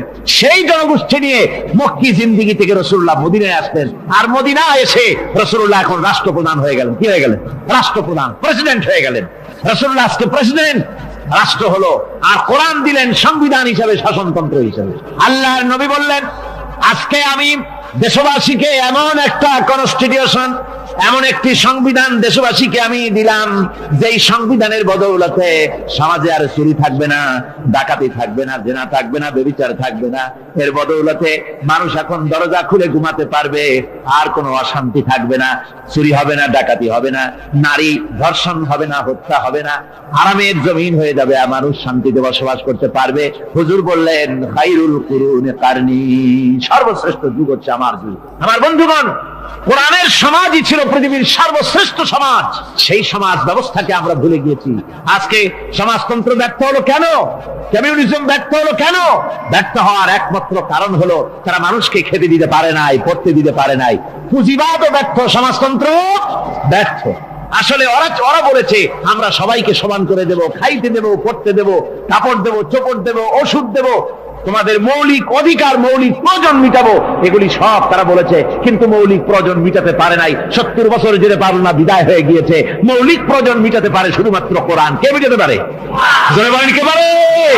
কোরআন পারে মানুষের মৌলিক প্রয়োজন মিটাতে। তাই কোরআনে কারীমকে আল্লাহ রাব্বুল আলামিন অবতীর্ণ করলেন, আর কোরআন দিয়ে রাসূল পাক সাল্লাল্লাহু আলাইহি ওয়াসাল্লাম একটা সমাজ তৈরি করলেন। এমন সমাজ যেখানে রাষ্ট্রপ্রধানের পেট ফুলে উঠলো না খাইয়া, রাষ্ট্রপ্রধানের বিরাট বিল্ডিং উঠলো না, বিদেশে টাকা জমা হলো না। আজকে আমরা দেখি পৃথিবীতে কত জায়গায় রাষ্ট্রপ্রধান নিজের ছেলেবেলে নাই, হাওলাত করা ছেলে একটা, তাও যদি এত টাকা পয়সা বিদেশে জমা করে, তাহলে মানুষেরা মন্তব্য করে যদি নিজের ছেলে থাকতো তাহলে তো গোটা বাংলাদেশ বিদেশি ব্যাংকে জমা দিয়ে দিত। ইসলাম পৃথিবীতে এসেছে মানুষকে এমন এক শান্তির বিধান দিতে। রাষ্ট্রপ্রধান মুহাম্মদ রাসূলুল্লাহ সাল্লাল্লাহু আলাইহি ওয়াসাল্লাম মানুষ খাবার পেয়েছে, দরজা খুলে ঘুমাবার সুযোগ পেয়েছে। আজ হযরত আবু হুরায়রা রাদিয়াল্লাহু তাআলা আনহু বলেন, আমি রাসূলুল্লাহর কাছে গেলাম, হুজুরকে গিয়ে সালাম করলাম। আল্লাহর নবী সালামের জবাব দিলেন, কিন্তু দেখতে পেলাম মুখ নড়ে, আওয়াজ বেরোলো না। কারণ কি? কাছে গিয়ে দেখি নবীজি ক্ষুধার যন্ত্রণায় কথা বলতেছেন, আওয়াজ বেরোতেছে না। এত ক্ষুধা লেগেছে আল্লাহর নবীর। 2-4 দিন চলে গেছে, খাবার নাই। রাসূলুল্লাহ সমস্ত গনিমতের মাল, যাকাত সদকার মালগুলি, খাদ্য দ্রব্যগুলি দুহাতে বিতরণ করেছেন। নিজের পেটে খাবার নাই, মানুষকে দিতেছেন। দিতে দিতে এশার নামাজ পড়ে নবীজি ঘরের মধ্যে প্রবেশ করে হযরত আয়েশা সিদ্দিকা রাদিয়াল্লাহু তাআলা আনহাকে দেখে বলেন, আয়েশা রে, সারাদিন কষ্ট করেছি, দারুণ ক্ষুধা লেগেছে, তাড়াতাড়ি করে কিছু খাবার আমারে এনে দাও। হযরত আয়েশা হুজুরের ক্ষুধার্ত শ্রান্ত ক্লান্ত চেহারার দিকে তাকাইয়া হযরত আয়েশা কেঁদে ফেলেছেন। হযরত মা আয়েশা কাঁদেন আর বলেন, ইয়া রাসূলুল্লাহ, হে আল্লাহর নামের কসম করে বলি, আমি আয়েশার ঘরে কোনো পানি ছাড়া কোনো খাবার নাই।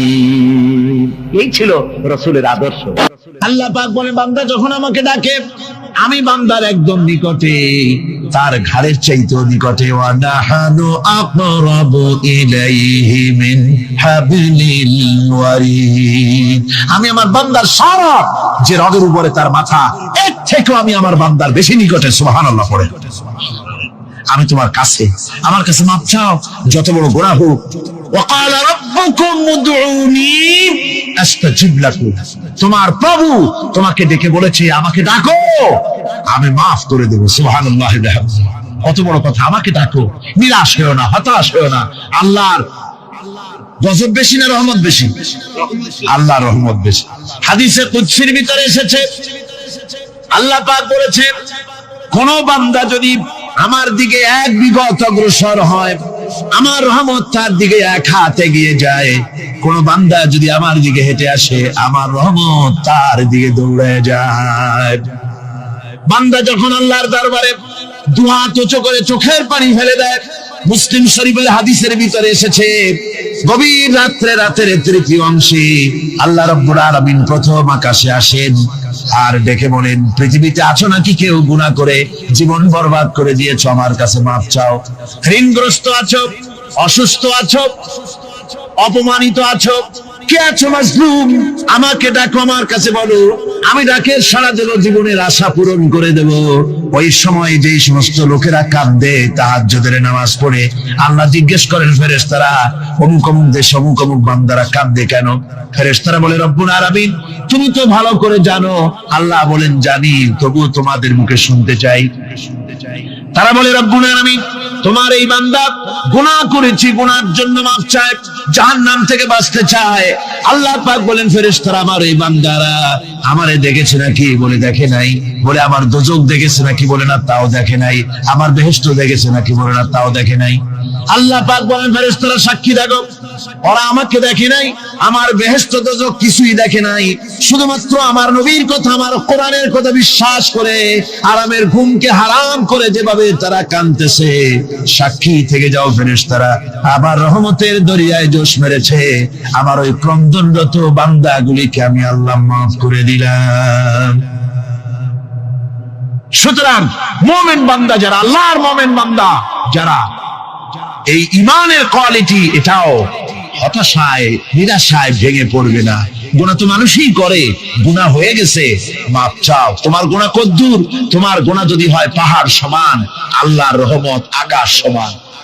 জাহান্নামের কঠিন শাস্তি থেকে বাঁচতে হলে আল্লাহর প্রতি ঈমান আনতে হবে। আর ঈমান আনলে যে কোয়ালিটি গুলি হওয়া উচিত সেগুলি আমি আপনাদের সামনে আলোচনা করছি। এরপর আরেকটি কোয়ালিটি হবে মুমিনের, তা হলো কঠোর কঠিন বিপদে অবিচল থাকবে, বিপদে ভেঙে পড়বে না। বিপদ আপদ, শত্রুতা, ক্ষয় ক্ষতি যা কিছু হয় সবই আল্লাহর পক্ষ থেকে, এটা মেনে নিতে হবে এবং ধৈর্য ধারণ করতে হবে।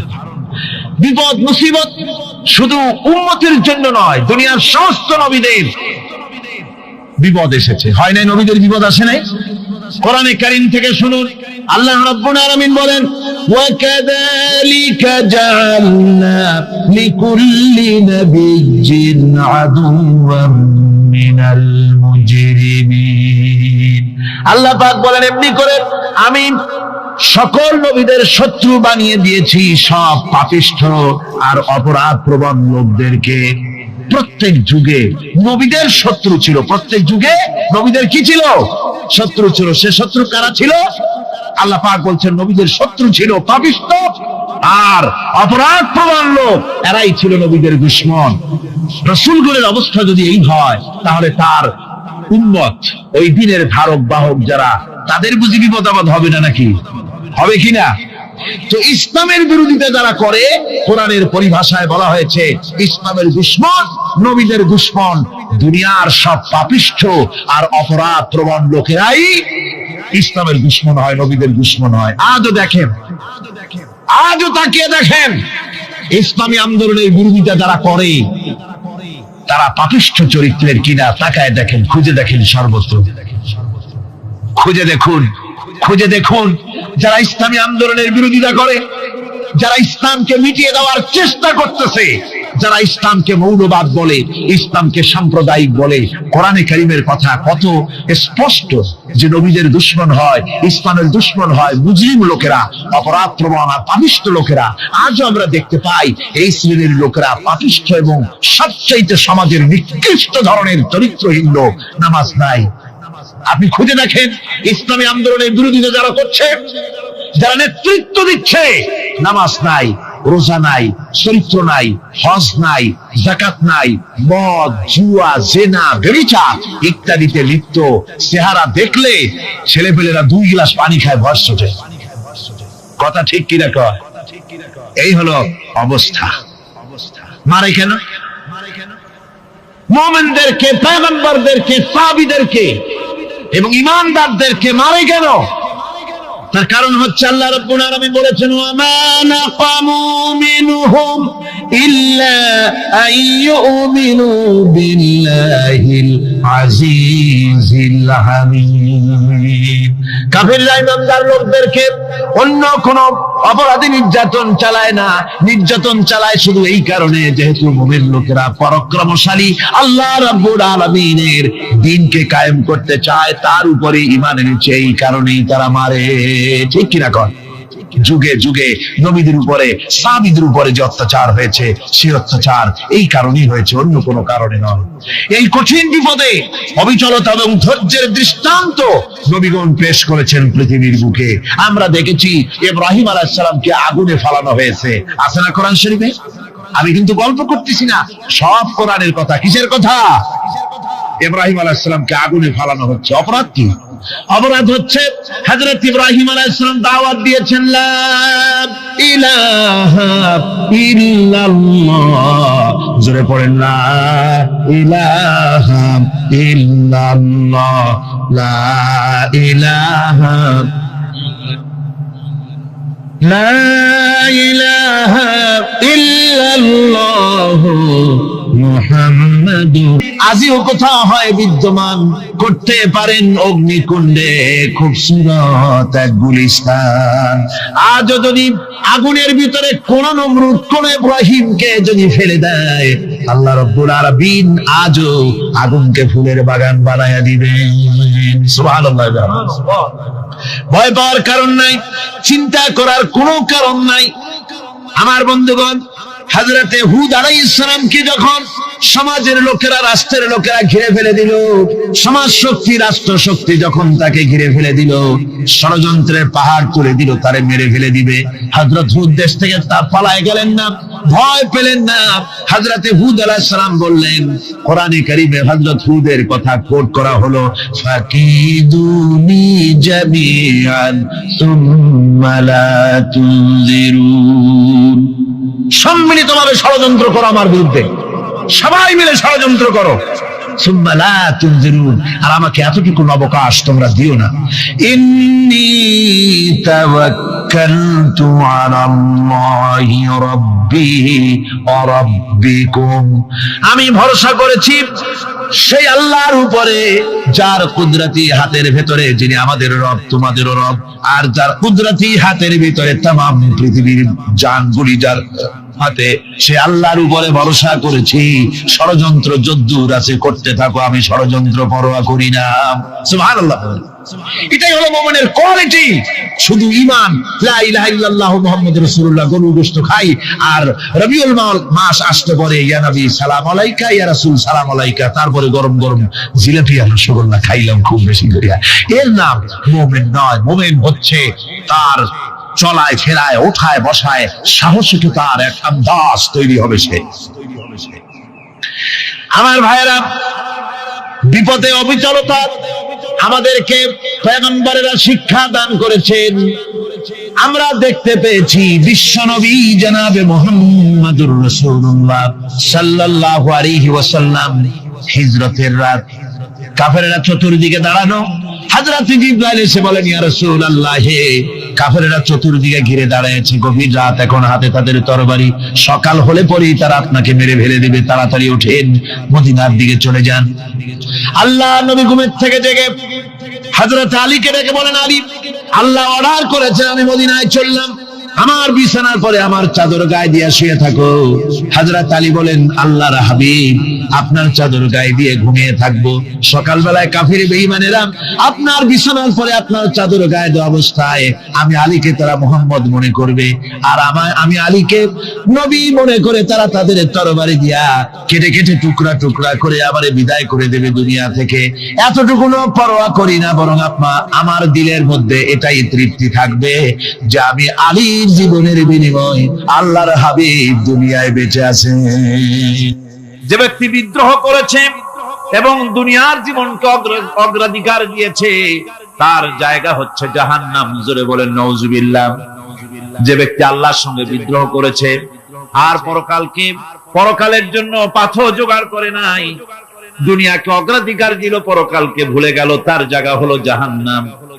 وَأَمَّا مَنْ خَافَ مَقَامَ رَبِّهِ وَنَهَى النَّفْسَ عَنِ الْهَوَى فَإِنَّ الْجَنَّةَ هِيَ الْمَأْوَى।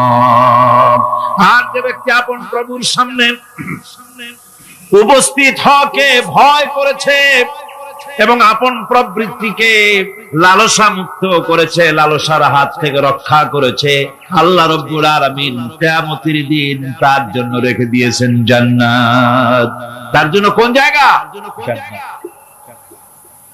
আমাদেরকে পরকাল ভিত্তিক জীবন যাপন যদি করি, তাহলে কবরের জবাবগুলি খুব আসান হবে। আর যদি পরকাল ভিত্তিক জীবন যাপন না হয়, কবরটা মুসিবত হয়ে যাবে।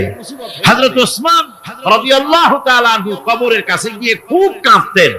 সাহাবায়ে কেরাম প্রশ্ন করেছেন, হুজুর, রাসূল করিম সাল্লাল্লাহু আলাইহি ওয়াসাল্লাম যখন জান্নাত ও জাহান্নামের ওয়াজ করেন, কখনো তো এত বেশি আপনি কাঁদেন না, যত বেশি কাঁদেন কবরের কাছে এসে, কারণ কি? হযরত ওসমান রাদিয়াল্লাহু তাআলা আনহু বলতেন, আমার সাথীরা, আমি আমার হাবিবের কাছে, আল্লাহ রাব্বুল আলামিনের রাসূলের কাছে আমি শুনেছি এই কবরটাই হলো প্রথম স্টেশন, এই কবরটাই হলো প্রথম ইমিগ্রেশন কাউন্টার। এই জায়গায় যদি কেউ ধরা পড়ে যায়, কারো যদি চার্জশিট হয়ে যায়, সব জায়গায় ধরা পড়ে যাবে, হাসরে মিজানে সিরাতে কোনো জায়গায় নাজাত পাবে না। আর এই কবরটা যদি কেউ মুক্তি পেয়ে যায়, মিজান, সিরাত, হাসর সব জায়গা থেকে আল্লাহ তারে ভালোভাবে পার করে দিবেন। এটা হলো আসল জায়গা, মারাত্মক জায়গা, খুব মারাত্মক জায়গা। আমি এটাকে ইমিগ্রেশন কাউন্টার বলেছি আমার ভাষায়। ইমিগ্রেশন কাউন্টার যারা বিদেশ ভ্রমণ করেছেন তারা জানেন। লন্ডন যাবেন, আমেরিকা যাবেন, সৌদি আরব যাবেন, যে কোনো বিদেশে যাবেন, গেলেই পাসপোর্ট তারা দেখবে। পাসপোর্টে আপনার ন্যাশনালিটি কোনটা সেটাই তারা জানতে চাইবে। আপনি কোন দল করেন এটা তারা জানতে চাইবে না। আপনি কোন ভাষায় কথা বলেন তাও তাদের জানার দরকার নেই। প্রথমেই তারা আপনার ন্যাশনালিটি দেখবে, আপনার আইডেন্টিটি কি তারা জানতে চাইবে। তারপরে যদি স্যাটিসফ্যাক্টরি হয় আপনাকে ভিসা দিয়ে ভেতরে ঢোকবার ব্যবস্থা করে দেবে। আর যদি তারা স্যাটিসফাইড না হয় তাহলে আপনাকে মেহমানখানায় ঢুকানো হবে গ্রেফতার করে। কবর হচ্ছে এ ধরনের একটি ইমিগ্রেশন কাউন্টার। কবরের ভিতরে মানুষ যখনই রাখা হবে সঙ্গে সঙ্গে দুজন ফেরেশতা আসবে। কবরের কাছে যারা এসেছিল দাফন হয়ে যাওয়ার পর এই লোকগুলি 40 কদম যেতে যতক্ষণ লাগে এর মধ্যেই দুজন ফেরেশতা এসে যাবে। এসে জিজ্ঞেস করবে, মান রব্বুকা, তুমি কোন দল করতে? ওটা তাদের জানার দরকার নেই। চাকরি কিসে করতেন ওটা জানার দরকার নেই। ব্যবসা করতেন না চাকরি করতেন প্রয়োজন নেই। প্রথমেই জিজ্ঞাসা করা হবে ন্যাশনালিটি, প্রথমেই জিজ্ঞাসা করা হবে তার ন্যাশনালিটি সম্পর্কে, তার আইডেন্টিটিটা কি, এবং সেটাকে সত্যায়িত করার জন্য, বোঝার জন্য 3টি প্রশ্ন। প্রথম প্রশ্ন, মান রব্বুকা ওয়া মা দীনুকা ওয়া মান নাবিয়ুকা, তোমার রব কে, তোমার দ্বীন কি, তোমার নবী কে। যদি এই ব্যক্তি বেঈমান হয়, মুনাফিক হয়, সে বলবে হায় হাতা লা আদরি, হায় হাতা লা আদরি, জানি না আমার রবকে, আমি জানি না। তোমার দিন কি, দিন কারে কয় বুঝি না। এরপরে 2 হাতে পানি খামসায় ধরেছে, খুব মজবুত করে ধরেছে, 2 মুঠ পানি। বলেন থাকবে কতটুকু? কতটুকু থাকবে? এক ফোঁটাও থাকবে না। কারণ তার আঙ্গুলের ফাঁক তার সাথে খেয়ানত করবে, আঙ্গুলের ফাঁক দিয়া পানিগুলি সব বেরিয়ে চলে যাবে। সুতরাং দুনিয়া যারা চায় তারা ঠিক পানি খামসায় ধরলে পানি যেমন হাতের ভেতর থেকে খেয়ানত করে চলে যায়, যারা দুনিয়া চায় দুনিয়াও তাদেরকে এভাবে ফাঁকি দিয়ে চলে যায়। তবুও দুনিয়ার মায়া মানুষের এত বেশি। আল্লাহর নবী বলেন, লাউ কানা লি ইবনি আদামা ওয়াদিন মিন যাহাবিন লাহাব্বা ইয়াকুনা লাহু সারিন।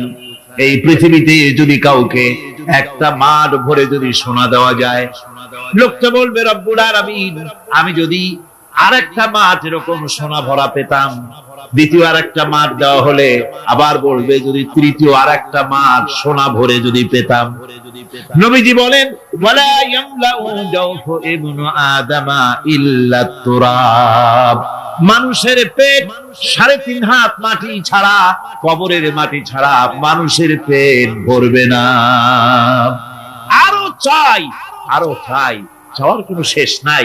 মানুষ এভাবে করে দুনিয়ার মহব্বতে এমনি পাগল হয়ে যায়, শুধু দুনিয়ার মহব্বত, পরকালকে বেমালুম ভুলে যায়।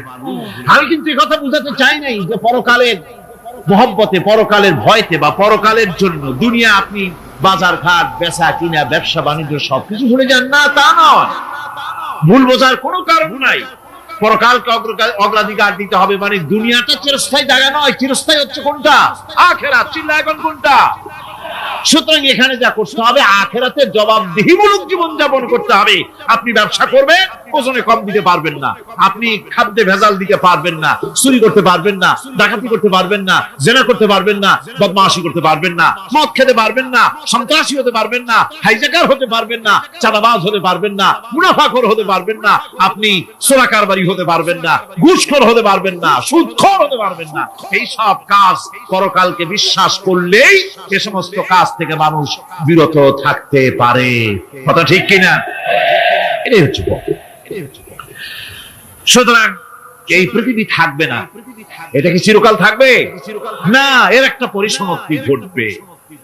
যেমন করে সারা বছর লেখাপড়া করার পর কলেজে, বিশ্ববিদ্যালয়, মাদ্রাসায়, হাই স্কুলে, সব জায়গায় সারা বছর লেখাপড়া করার পর যেমন পরীক্ষা দেওয়ার একটা দিন আসে, সারা বছর ব্যবসা করার পর হিসাব নিকাশ করার যেমন একটা সময় আসে, সারা মাস চাকরি করার পর বেতন পাওয়ার যেমন একটা দিন আসে, সারা জীবন চাকরি করার পর পেনশন পাওয়ার যেমন একটা সময় আসে, অনুরূপ ভাবে এই দুনিয়া যেদিন শেষ হয়ে যাবে, আল্লাহ নির্ধারিত সময় শেষ হয়ে যাওয়ার পর একটা সময় আসবে যখন আল্লাহ রব্বুল আলামিন সব শেষ করে দিবেন, লন্ডভন্ড হয়ে যাবে, কিছু থাকবে না।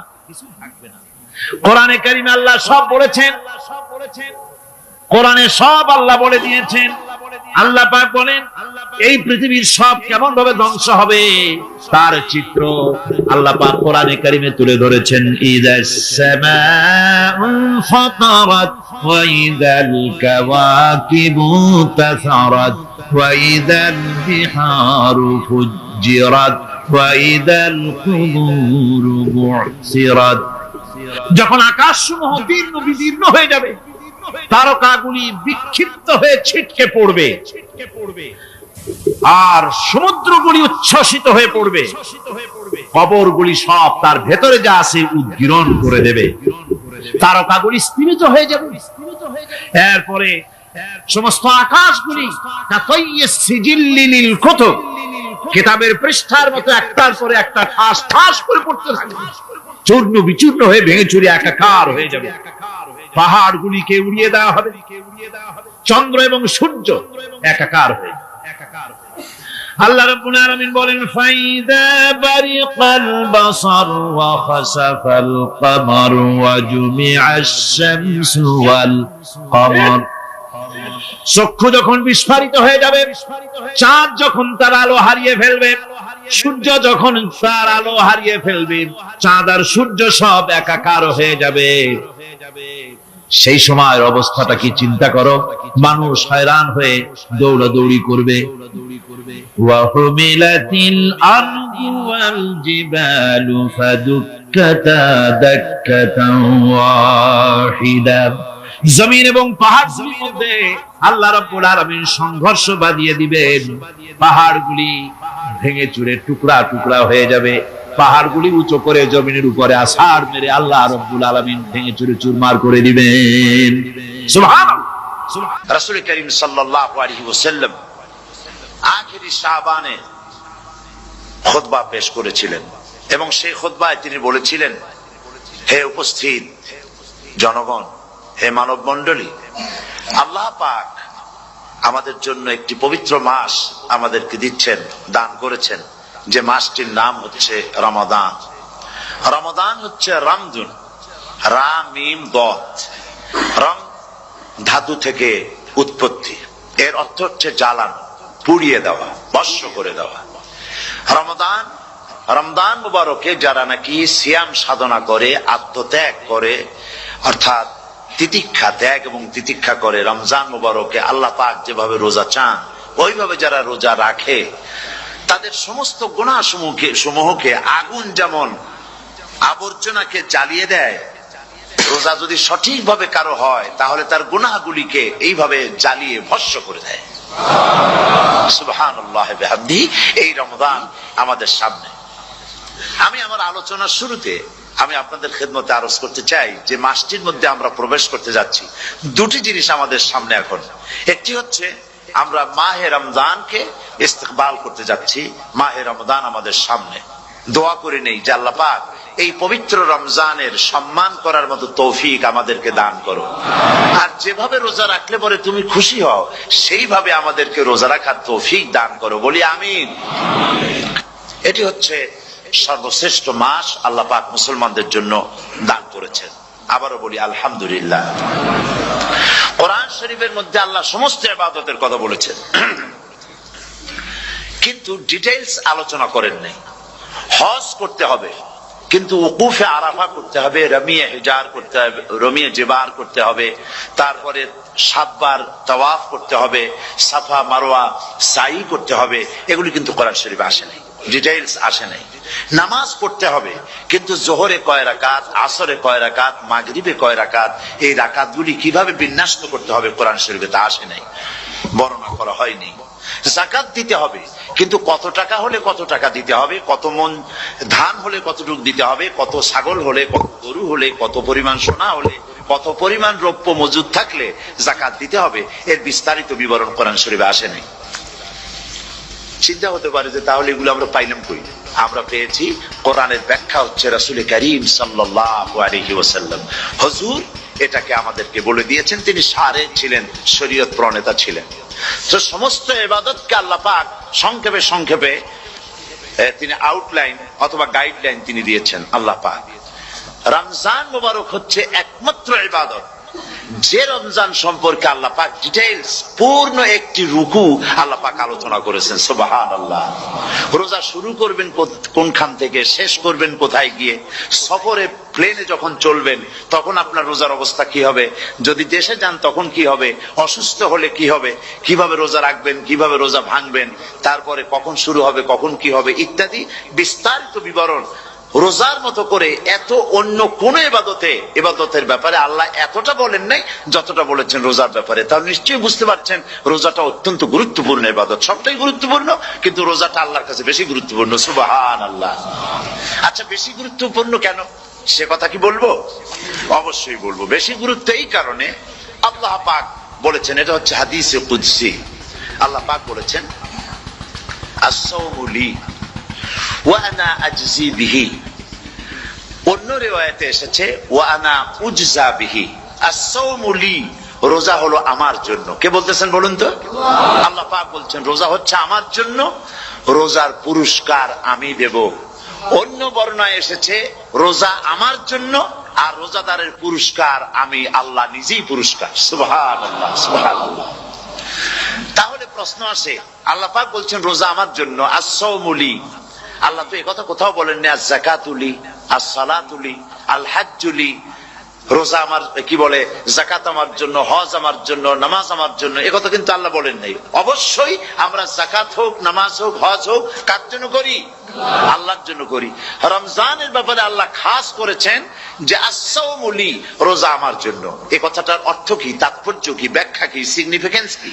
এর সিগনিফিকেন্স হচ্ছে এই যে প্রত্যেকটা ইবাদতের দুটি ধরন আছে। কয়টা ধরন বলুন তো? দুটি ধরন।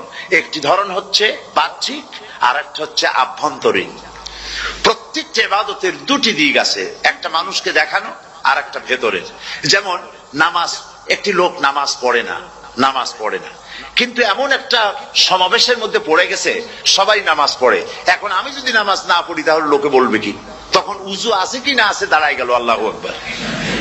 তাহলে দেখা গেল নামাজ আল্লাহর জন্য পড়ে, আবার মানুষের জন্য দেখাবার জন্য করে।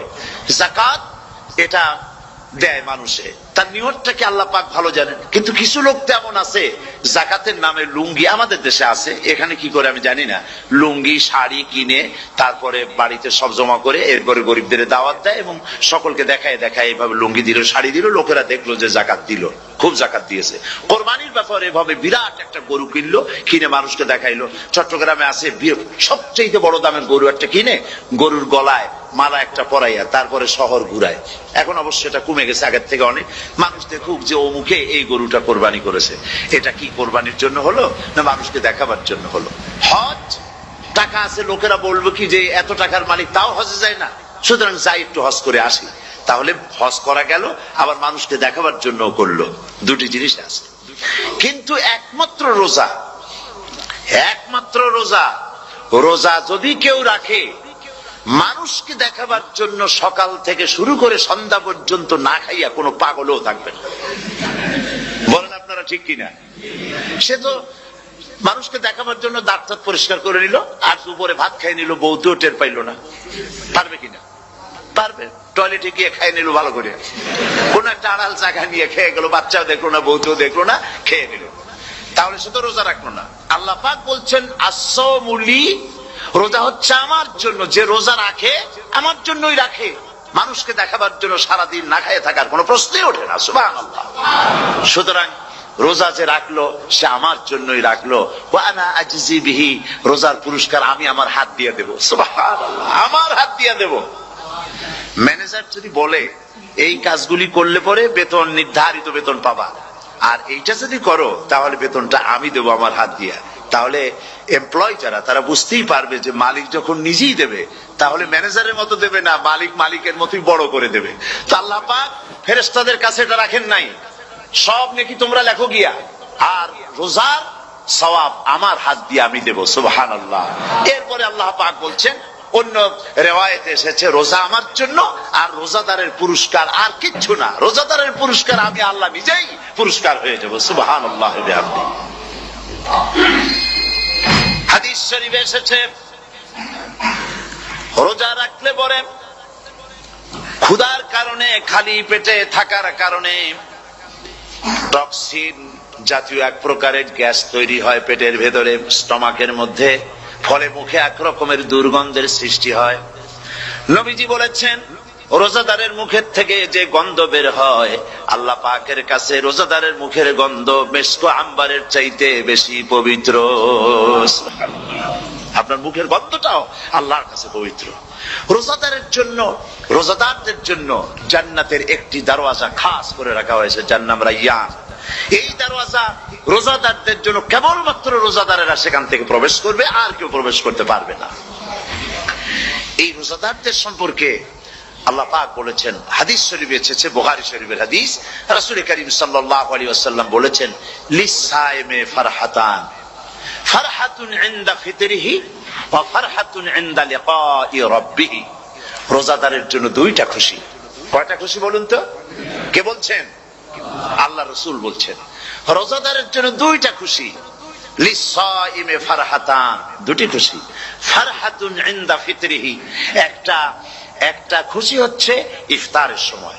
এই ফিতরিহিতে, এই ফিতরিহি দুটি কথা, এই একটি কথার দুটি ব্যাখ্যা হয়। একটা হচ্ছে ইফতারের সময়, ইফতারের কথা বলা হয়েছে, আর ঈদের কথাও এর মধ্যে বলা হয়েছে। ইফতারের সময় হলো একটা খুশি, আর একটা খুশি হচ্ছে ইনদা লিকাই রাব্বিহি, যখন রোজাদারের সঙ্গে আল্লাহ পাক দেখা করবেন তখন হবে আরেকটা খুশি। তার মানে হচ্ছে রোজাদারদের সঙ্গে স্পেশাল আল্লাহ রাব্বুল আলামিন সাক্ষাৎকারের ব্যবস্থা করবেন। সুবহানাল্লাহ।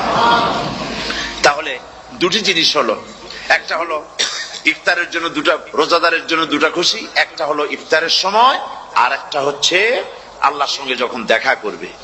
তো ইফতারের যে খুশিটা, এই খুশি রোজাদার ছাড়া কেউ বুঝবে না। ইফতার সারাদিন রোজা, সারা মাস রোজা থাকার পর, আল্লাহর হুকুম সারা রাত রোজা রাখার পর, তারপরে ঈদের দিনে জামা কাপড় পরিষ্কার করে, শেরওয়ানি গায়ে লাগাইয়া, পাঞ্জাবি পরে, আতর মেখে, এরপরে ঈদের জামাতে যখন দাঁড়ায় যায়, সে যে মজা পায়, সারা মাস রোজা রেখে ঈদের জামাতে গিয়ে সে যে মজা পায়, যে রোজা রাখলো না ঈদের দিনে খুব জামা, পাজামা, সেন্ট এগুলো মেখে টেকে প্রথম কাতারে গিয়ে দাঁড়ায় গেছে, ও সেই মজা পাবে না। ওর মনের মধ্যে একটা চোর চোর ভাব থেকেই যায়। সে মনে মনে ভাবে এই জামাত আমার না, জোর করে আসছি, এইখানে দাঁড়াবার যোগ্যতা আমার নাই। মনের মধ্যে সে একটা অপরাধী ফিল করে, সে ফিল করতে থাকে। সুতরাং রোজাদারের জন্য দুইটা খুশি, একটা হচ্ছে ইফতারের সময়, আর একটা খুশি হবে যখন আল্লাহ তাদেরকে দেখা দেবেন। সুবহানাল্লাহ। এই রোজা আল্লাহ পাক দান করেছেন। আচ্ছা, কি জন্য রোজা আমাদের দিলেন? এই জন্য দিয়েছেন যে একটা মাস পৃথিবীর মুসলমানরা না খেয়ে থাকুক দিনের বেলায়, ওই না খেয়ে থাকার যে খাবারগুলি বাঁচবে, এগুলি আল্লাহ অন্য কোন এলাকার মানুষদের খাওয়াবেন নাকি? এই জন্য করেছেন রোজা, এজন্য করেন নাই। রোজার ফজিলত আল্লাহর নবী বলেছেন, রমজান মুবারকের এত ফজিলত, মানুষ যখন কোন ইবাদত করে আল্লাহ পাক সেই ইবাদতের নেক আমলের সওয়াব 10 থেকে শুরু করে 700 পর্যন্ত বাড়ায় দেন। 10 থেকে শুরু করে 700 বাড়ায় দেন, ইল্লা সাওম, রোজা ছাড়া। নবীজি বলেছেন রমজান মুবারকে কেউ যদি একটি নফল কাজ আদায় করে, একটি নফল ইবাদত করে, অন্য মাসের একটি ফরজ আদায় করার সওয়াব আল্লাহ পাক নামায়ে আমলে দিয়ে দিবেন। রমজান মুবারকে কেউ যদি একটি ফরজ আদায় করে অন্য মাসের 70টি ফরজ আদায় করার মতো সওয়াব আমলনামায় আল্লাহ দিয়ে দিবেন। সুবহানাল্লাহ। এই মাস আমাদের সামনে, আল্লাহু আকবার বলি, আল্লাহু আকবার বলি, আলহামদুলিল্লাহ। এই পবিত্র মাস আমাদের সামনে। এই মাসে এত সওয়াব, নফল হয় ফরজের মতো, আর ফরজ হয় 70টা ফরজের মতো। এত সওয়াব কেন হইল? আমরা না খেয়ে থাকি সেই জন্য নাকি? বলতে পারেন কেন হলো? একটি কারণ, শাহরু রমাদান আল্লাযী উনজিলা ফীহিল কুরআন। সুবহানাল্লাহ বলবেন না? এই রমজান মাস হচ্ছে সেই মাস যে মাসে আল্লাহ রাব্বুল আলামিন কোরআনে কারীমকে নাজিল করেছেন। এই মাসের মধ্যে একটি রাত আছে, খায়রুম মিন আলফি শাহর, যে রাতটি 1000 মাসের চাইতে বেশি গুরুত্বপূর্ণ আল্লাহর কাছে। সুবহানাল্লাহ। একটি রাত 1000 মাসের চাইতে গুরুত্বপূর্ণ।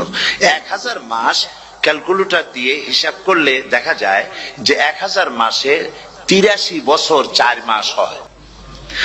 তাহলে তার অর্থ কি এই যে একটানা 83 বছর 4 মাস ইবাদত করলে যে সওয়াব হবে, এই রাত্রে ইবাদত করলে সেই সওয়াব হবে? হতে পারে, এরকম হতে পারে, কিন্তু ব্যাখ্যাটা কি?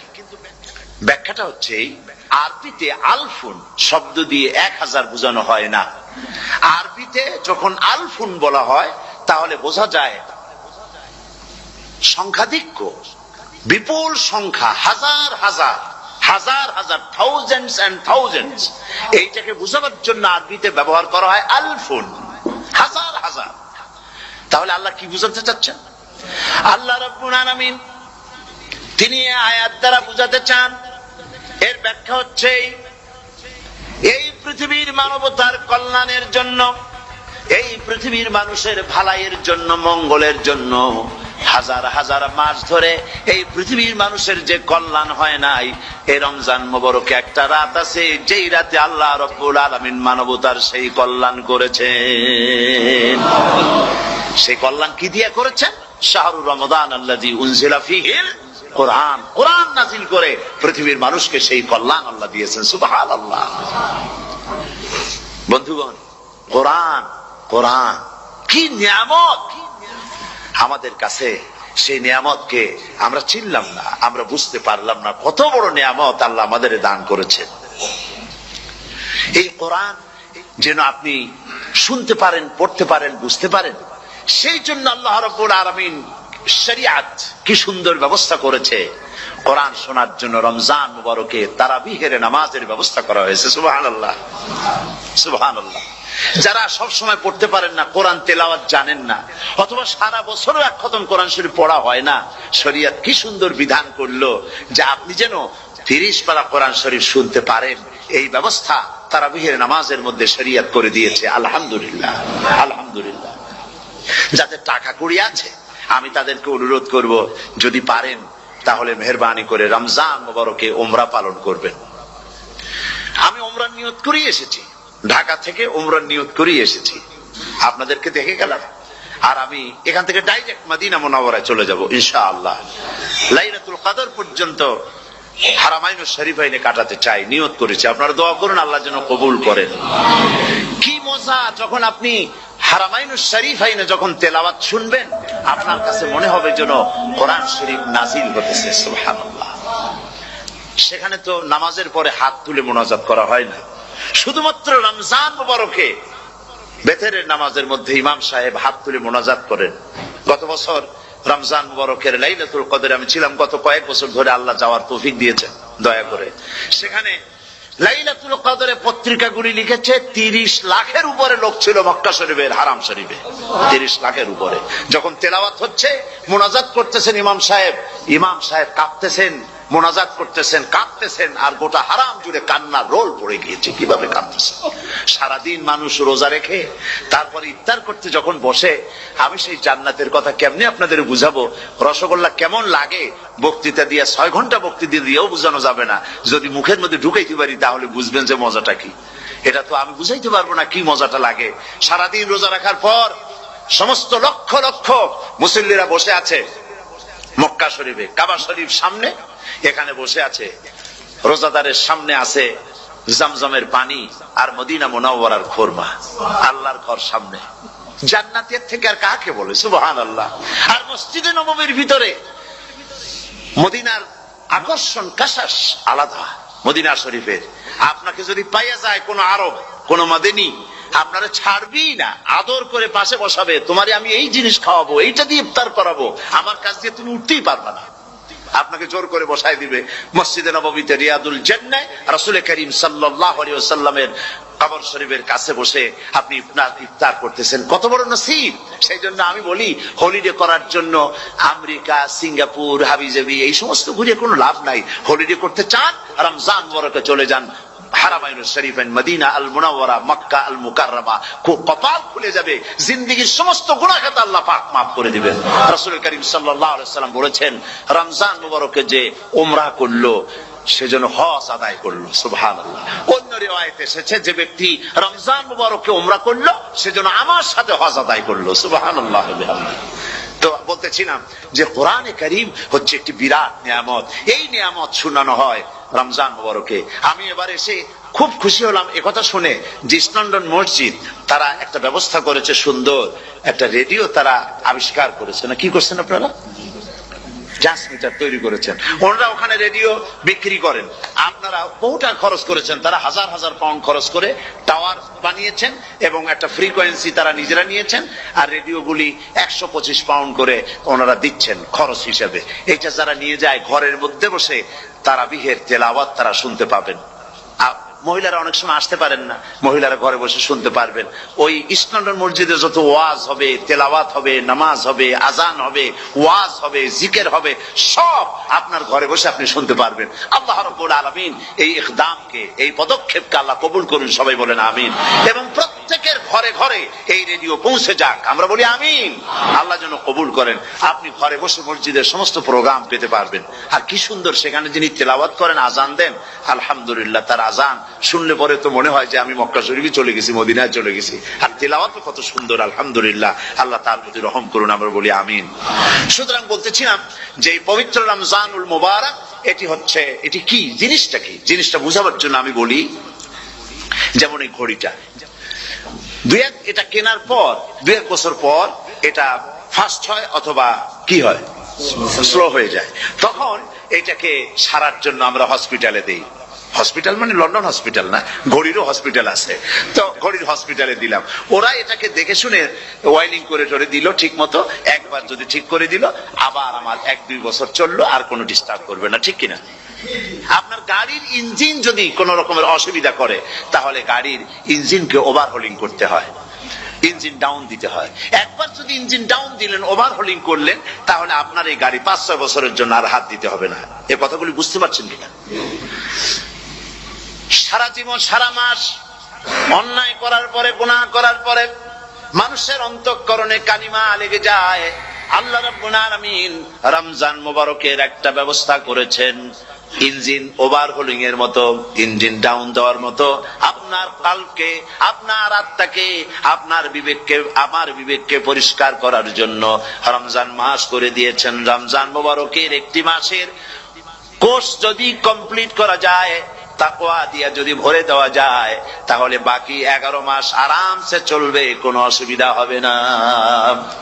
নবীজি বলেছেন, রমজান মুবারকে মাস আসার সঙ্গে সঙ্গে আল্লাহ রাব্বুল আলামিন তিনি জান্নাতের সমস্ত দরজাগুলি খুলে দেন, আর জাহান্নামের সব দরজাগুলি আল্লাহ রাব্বুল আলামিন বন্ধ করে দেন। সুবহানাল্লাহ।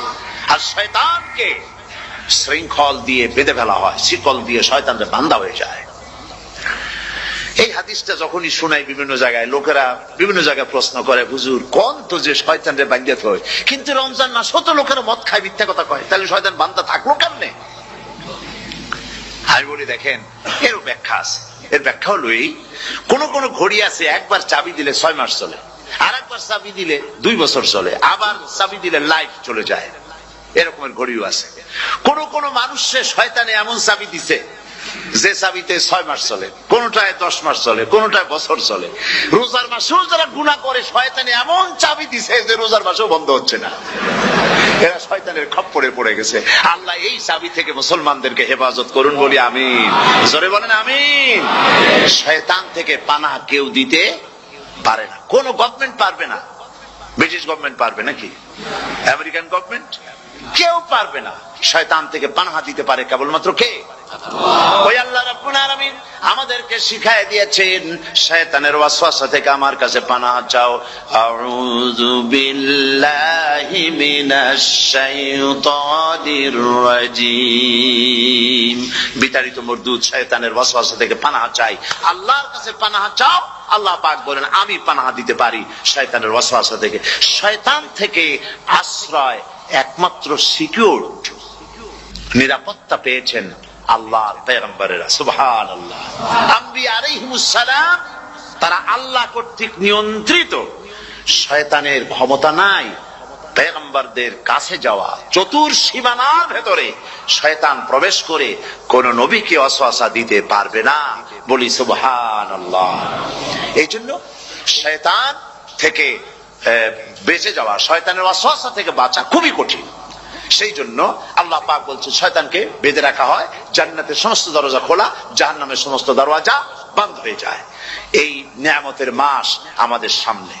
প্রত্যেকটি যখন কোন ওয়ার্কশপ হয়, তো ওয়ার্কশপের জন্য এক একটা কি বলে সিলেবাস থাকে।